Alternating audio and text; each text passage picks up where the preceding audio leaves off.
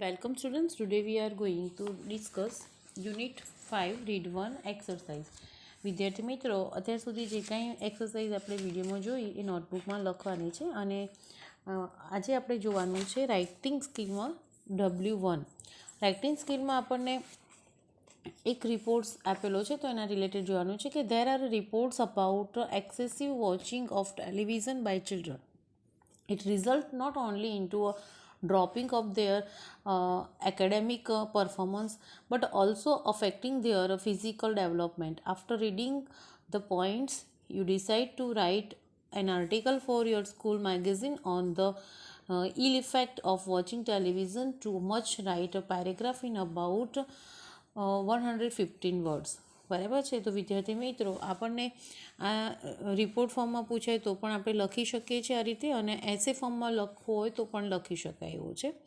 તો જોઈએ તો આ જે છે ને રિપોર્ટ એ વધારે પડતું ટીવી જોવાથી જે ખરાબ અસર જે થતી હોય એનું ઓબ્ઝર્વેશન કરેલું છે. બાકી આપણે લખવાનું છે પેરેગ્રાફ, એટલે કે એસે રાઇટિંગ જ છે આપણું. તો the ill effect of watching TV too much આપણને પોઈન્ટ્સ આપેલા છે. Weakening of eyesight, becoming laziness, social communication, loss of imagination to time for reading, addiction to TV. બરાબર છે. તો અહીંયા જોઈએ આપણે પોઈન્ટ્સ પ્રમાણે the ill effect of watching TV too much, તો એના રિલેટેડ આપણે એસે જોવાનું છે. તો watching TV for children is an enjoyable activity. Children who watch TV programs too much have several bad effects, three of which are effect of their cognitions, effect to their health, and effect to their habit. First effect is to their cognitive. Children who watch too much TV programs. તો વિદ્યાર્થી મિત્રો અહીંયા આપણને બતાવ્યું છે કે એની ત્રણ ખૂબ ખરાબ અસરો પડે છે. આપણને અહીંયા આપ્યું છે એક પોઈન્ટ કે imagination to time for reading. બરાબર છે. તો watching TV for children is an enjoyable activity.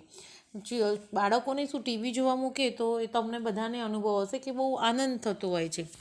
તો watch TV programs too much have several bad effects. એની ઘણી બધી ખરાબ ઇફેક્ટ થતી હોય છે. તો આપણે આગળ જોઈએ. Lake in concentration. વધારે પડતું તમે ટીવી જોયા કરો તો અહીંયા આપણને આ પહેલાં paragraph first effect is to the cognitive children and who watch too much TV program. જે ખૂબ જ પ્રોગ્રામ જોતો હોય તો લેક ઇન કોન્સન્ટ્રેશન.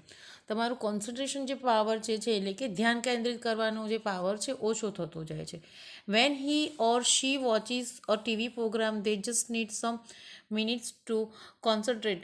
એ થોડુંક જ સમય કોન્સન્ટ્રેટ તમે રાખી શકો છો. Because the program will be interpreted by the advertisements. અને આ રીતે તમને થોડીક ટાઈમે એડવર્ટાઇઝ આવીને તમને ત્યાં ખલેલ પહોંચાડતા હોય છે. દેટ મીન્સ તમારો કોન્સન્ટ્રેશન પાવર એક પોઈન્ટ્સ ઉપર ઓછો થતો જાય છે. ધેન એટલે પછી they will have a simple mindset because when they watch a TV program they do not need to think much and they are less able to think critically. અને વધારે પડતું ટીવી જોવાથી તમારું જે કહે છે ને કે થિંક મચ, તમારું થિંકિંગ પાવર ઓછું થતું જાય છે. અને ક્રિટિકલી એટલે એકદમ ધ્યાનથી અને બહુ શાર્પ વિચારસરણી તમે કરી શકતા નથી. They are also difficult to imagine something because when they watch a TV program, they just need to look and listen. The second effect is to their health. The child who likes to watch TV programs can sit in front of it for hours. If the children watch TV program too much, they will have a problem with their eyes. જો પહેલું effect તો તમારી આંખોને થાય છે કે વધારે પડતું તમે ટીવી જોવાથી તમારી આંખો ખરાબ થાય છે. Maybe their eyes will be tired fast and then they will have more eye problems. તમારી આંખો જલ્દી થાકી જાય છે અને આંખો રિલેટેડ ઘણી તકલીફો ઊભી થતી હોય છે. Another problem to their health is they probably will have a bad development on their body such as becoming overweight. એટલે તમને શું કે આખો દિવસ બેસીને તમે જોયા કરો જેથી કરીને તમારા બોડીને કોઈ એક્સરસાઇઝ મળે નહીં, જેથી કરીને ઓવરવેઇટ એટલે કે વધારે પડતું વજન થવા લાગે. Because they choose to watch TV program and they rarely exercise. અને એ તમે ભાગ્યે તમને એક્સરસાઇઝ કરવાનું મૂડ આવે છે. અને આખો દિવસ આ રીતે ટીવી જોવાથી પહેલી અસર તમારી આંખોને થાય છે. આપણને ફર્સ્ટ તો આપણને કહ્યું કે કોન્સન્ટ્રેશન ઓછું થતું જાય છે.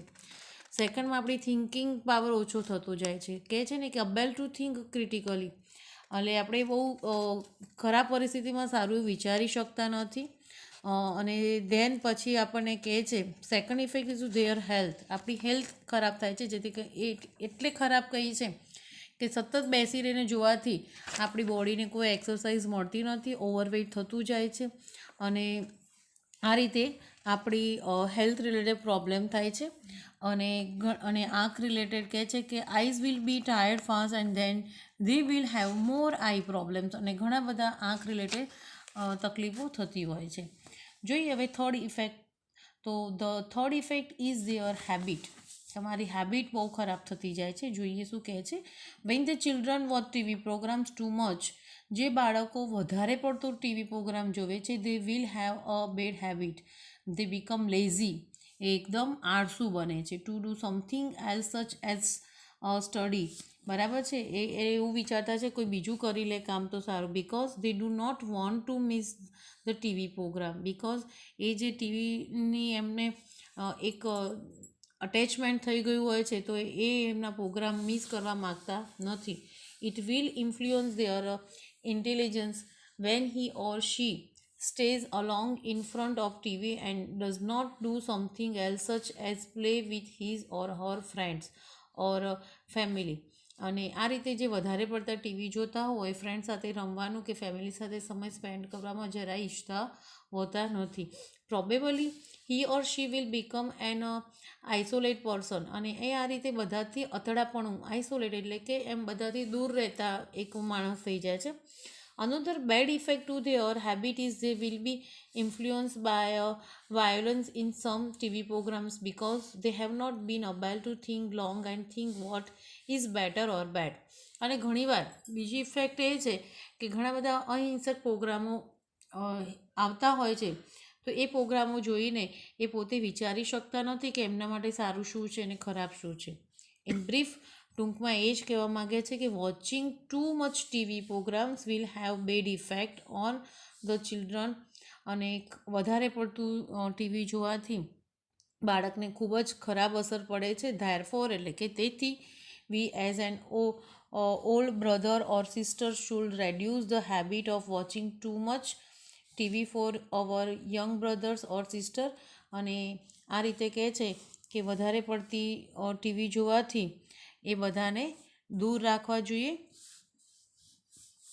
અને આ રીતે આપણને એ જ કહે છે કે ટીવી જોવાથી ઘણી બધી બેડ ઇફેક્ટો આપણને આપણે 3 પ્રકારની બેડ ઇફેક્ટો કરી છે.